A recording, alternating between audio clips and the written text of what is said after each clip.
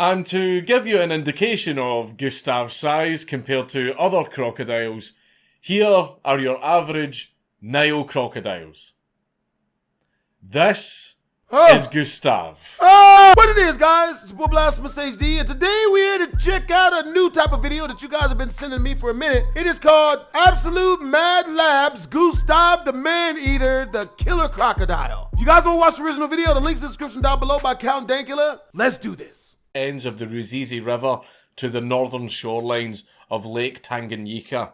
These were located just next to the city of Bujumbura, which was the capital of Burundi. As Gustav aged, he grew far quicker than the rest of the crocodiles in his habitat.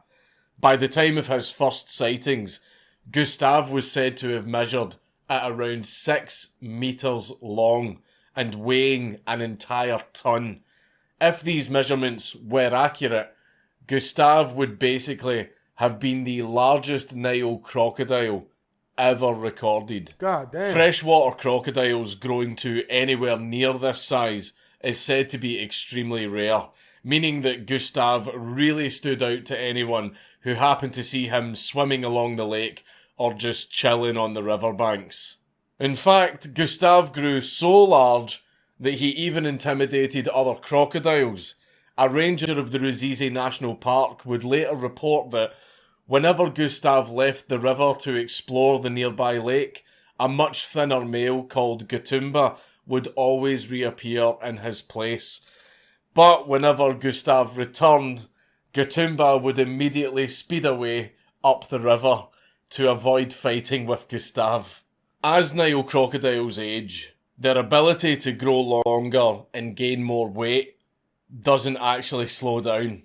And the average lifespan of a Nile crocodile is about 45 years old. Oh my god. This meant that by the time Gustav turned 50, he pretty much became the permanent Uber-Chad amongst the Ruzizi crocodiles, always getting first dibs on food and mating. However, Gustav's massive size did have one big drawback. Most crocodiles usually hunt smaller, more agile prey, such as fish or antelopes. But because Gustav was so big, he was too slow to catch them. So to satisfy Gustav's hunger, he turned to larger mammals. Things like wildebeests. Is that a hippo? Hippos. Oh my god. And people. Oh no. From 1987 onwards, government reports from Burundi had attributed literally hundreds of deaths to a single giant crocodile. Upon thorough investigation, many naturalists and researchers were able to conclude that the culprit was Gustav. They were able to determine this through several observations of him that they had made as the years went by. Gustav operated on a very predictable migratory pattern between the Ruzizi River and the northern Tanganyika shoreline. He would ambush beachgoers and fishermen between the months of October and February. Then he would disappear for 3 years, and then he would be spotted at the lake again soon after.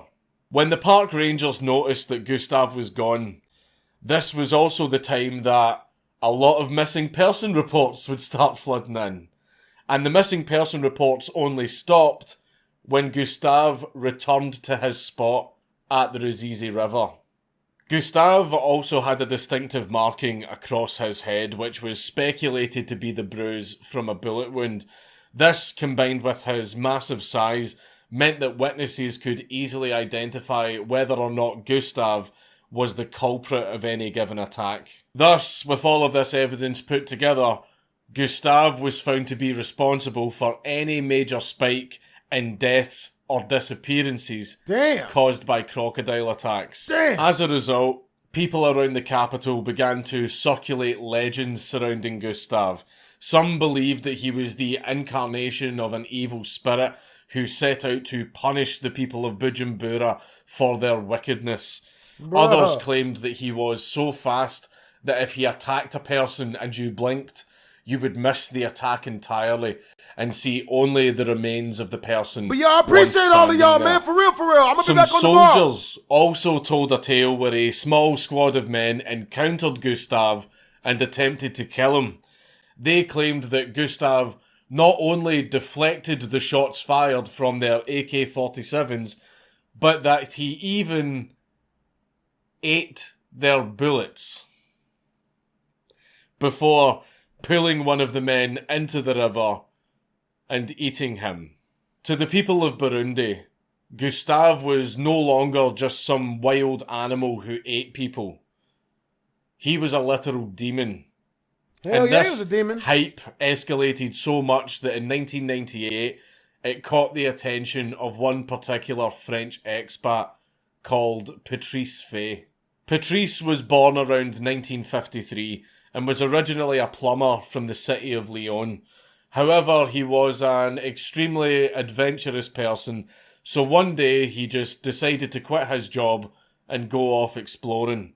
He would travel across the world, going through Canada, the US, Central America, and then finally finished up in Africa. He arrived in Bujumbura in 1978, and he loved the place so much that he decided to finally settle down there and call the place his home. He initially got a job in construction and eventually married a Rwandan refugee who fled the country due to the genocides that were taking place at the time. Patrice was always full of energy and spent much of his time attempting to make his new home a better place. He would build and open 3 schools named the Patrice Faye International Schools in his honour. He even built homes for orphans affected by the civil wars and genocides happening in neighbouring countries. However, genocidal attacks were also a problem in Burundi, as there was always constant tensions between the nation's 2 main ethnic groups, the Tutsis and the Hutus. Patrice would attempt to build bridges between the 2 communities by staging fun plays with actors equally representing each ethnic group. Patrice's selfless actions basically made him a giant pillar of the community, and he even became a local celebrity within Burundi itself. He was so loved by the people there that he was voted as the 3rd most popular public personality in 2010. As well as focusing on humanitarian issues, Patrice was also a self-made naturalist, and he spent much of his time campaigning for the protection of endangered species. He oversaw the restoration of the Ruzizi National Park, as well as the rebuilding of the capital's Natural History Museum and Zoo. He was even the man responsible for giving Gustav his name, which stuck with the local people. He developed a very wide range of expertise relating to much of Burundi's local wildlife, especially focusing on crocodiles. So when he heard of a single giant crocodile feasting on dozens of people in a single day, he knew he had to get involved. He initially took out a hunting license with the intention of actually killing Gustav, as he believed that the safety of the people took an absolute first priority. However, he soon came to understand how resilient Gustav was and realised that Gustav was just acting on instinct. Patrice noticed that when Gustav wasn't hungry, he actually made a conscious effort to avoid humans whenever he saw them. Patrice also had other concerns, which made him want to capture Gustav alive.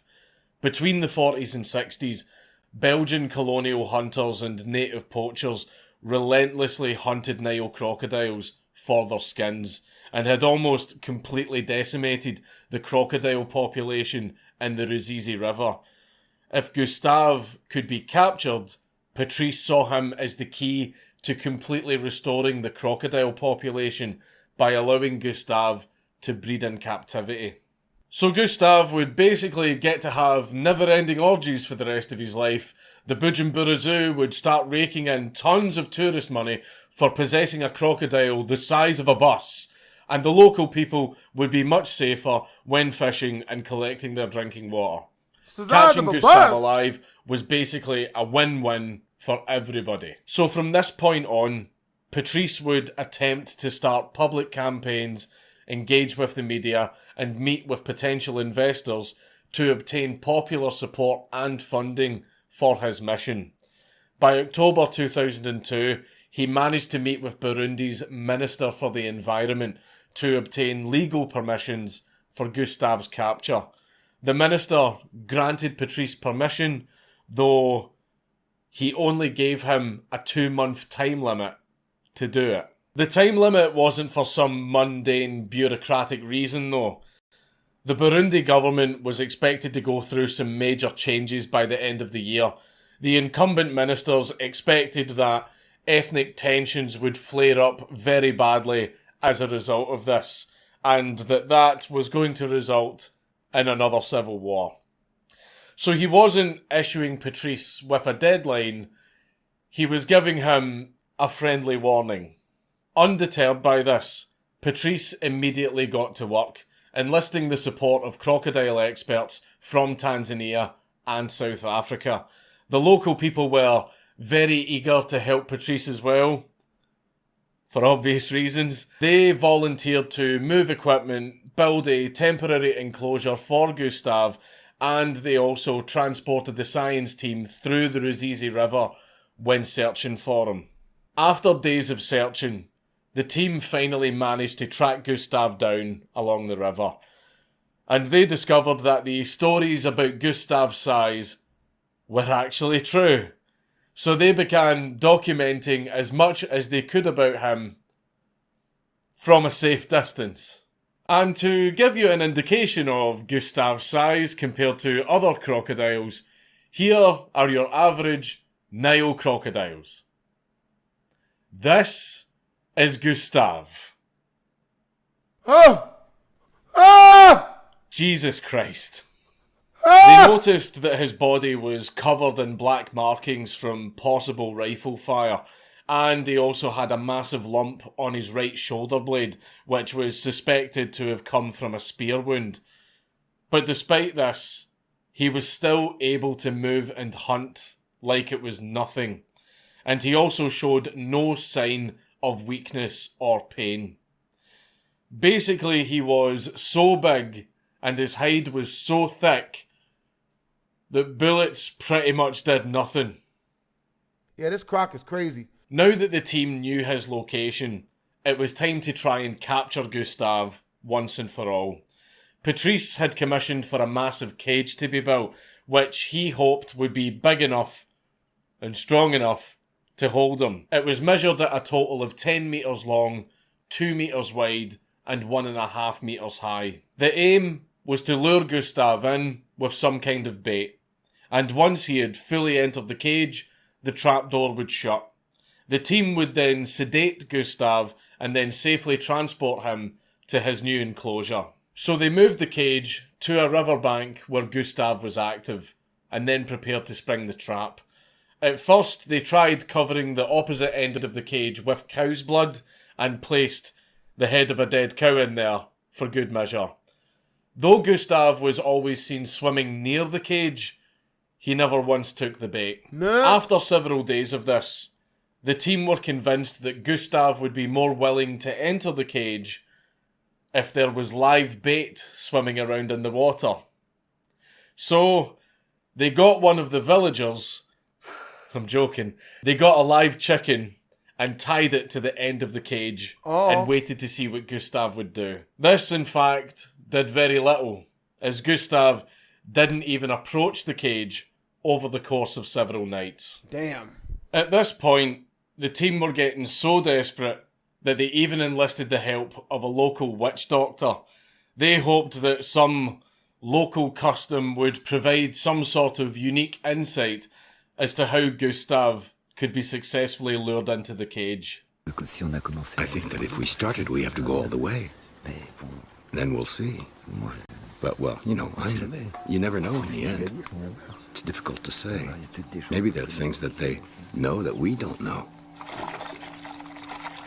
Part of this ritual involved placing the shaman's own dog into the cage as some sort of spiritual offering to the demon who apparently controlled Gustav.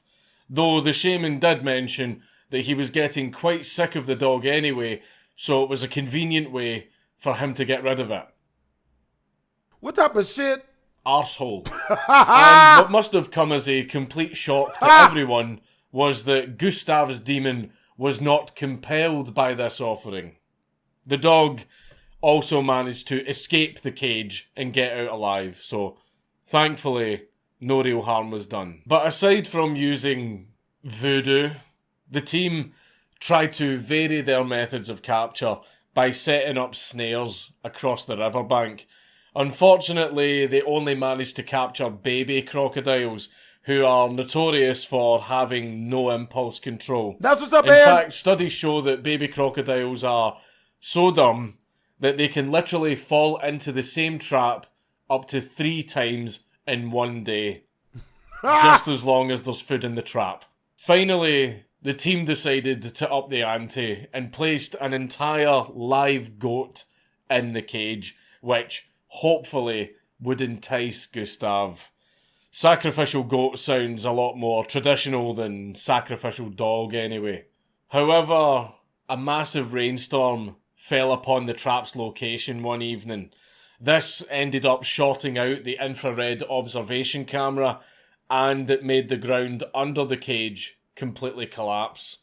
When the team woke up the next morning, they found the cage entirely submerged in the river, rendering it completely useless. The team were unable to build a new cage in time, as they were already coming to the end of their deadline at this point. They were ultimately forced to call it quits, so that they had enough time to pack up and leave before the shooting started. What perplexed Patrice the most about the huge trap's failure wasn't the fact that it didn't manage to capture Gustav, but that it didn't capture any adult crocodiles at all. Damn. I know what you're all thinking and what some of you horrible people are probably hoping for. You're hoping that they eventually did manage to get Gustav in the cage, and then there was a big Jurassic Park moment where someone gets pulled into the cage, limbs are flying everywhere or something like that, but no, none of that happened. They never managed to catch him at all.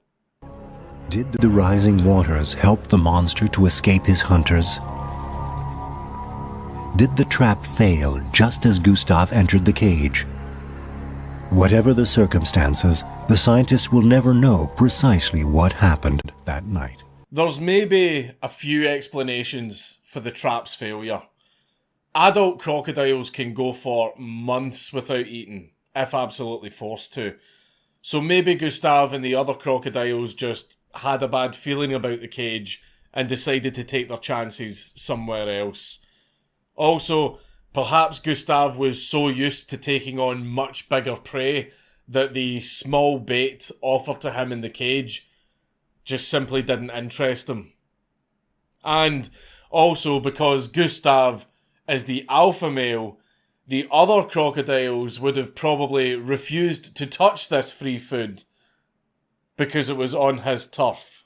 I'm not at all an expert in any of this, so this is just me speculating. If there for some reason are any crocodile experts watching this video, then hit me up in the comments and give me a bit of an explanation. Just please make sure that your animal studies degree didn't come from Reddit. Despite this failed attempt, Patrice never gave up on trying to capture Gustav. After the conflict had died down in Burundi by 2004, Patrice, alongside a team from National Geographic, attempted to find Gustav and place a tracking beacon on him. This wouldn't lead to a direct capture in and of itself, but it would serve as an early warning system for people fishing or relaxing near the lake whenever Gustav became active in the area. So where is Gustav now? We don't know actually. Though, people have caught sight of him since 2008. No one knows where he is. And at infrequent points throughout the years. He was claimed to have been killed in 2019, though there is no photo evidence or detailed descriptions to indicate that this is true. This has just been claimed, and there is absolutely no evidence to support it. I mean, you don't just kill a crocodile the size of a bus and not take a picture, or at least try and transport it home for a trophy, or at least take the skin because it's worth a lot of money. It's like, you just don't do that. So I'm calling shenanigans. I don't believe that he was killed in 2019. Nile crocodiles are able to live until 100 years old. Oh my so God. Between that and the fact that he survived literal gunshot wounds from AK-47s, I think we can assume that he's still alive and well. We just have no idea where he is. Which is pretty terrifying. Patrice always made his best effort to monitor Gustav, but his work was unfortunately interrupted in 2011 after he was accused of being the Burundi Jimmy Savile, and he was sentenced to 25 years in prison.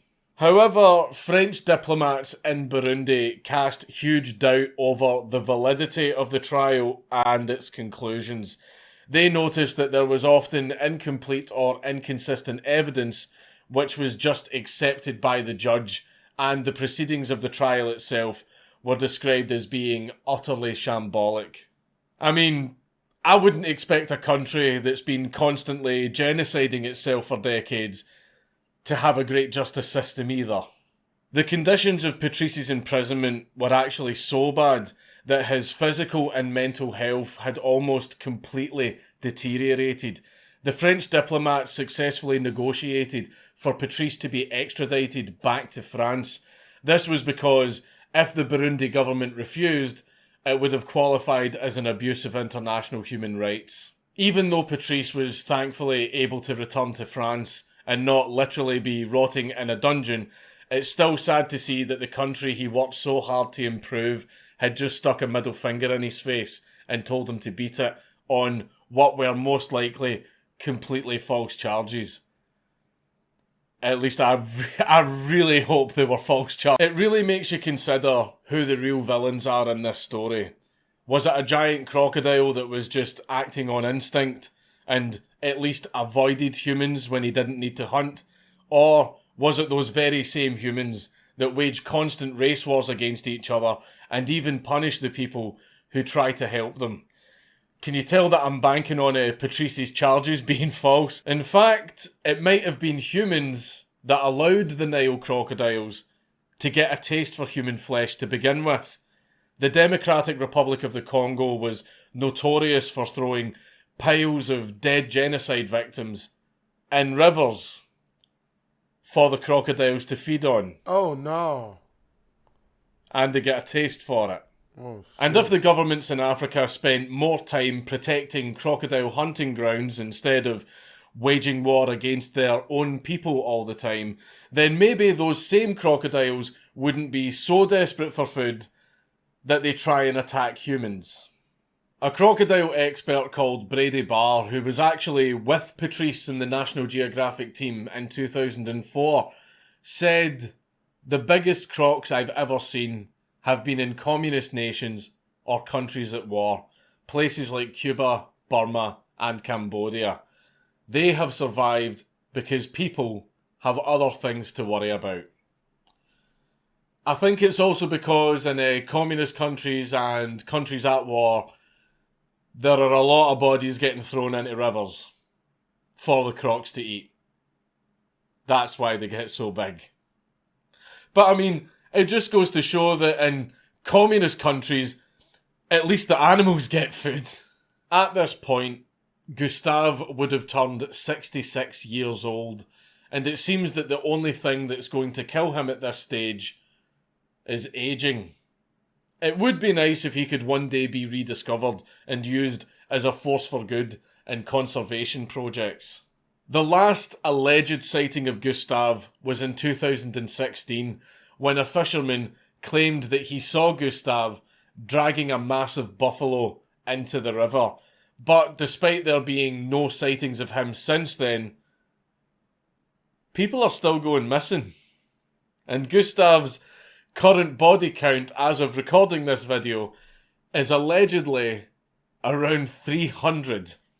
I hope that if this video has communicated only one thing, it's that all animals, regardless of how dangerous they are all still beautiful parts of nature, and more effort should be taken to protect them and their homes.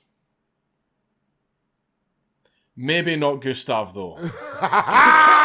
Hope you guys enjoyed the video. If you did, make sure to comment, like, and subscribe. Thank you again to John Ross 44 for putting me on the Count Dankula. Twisms.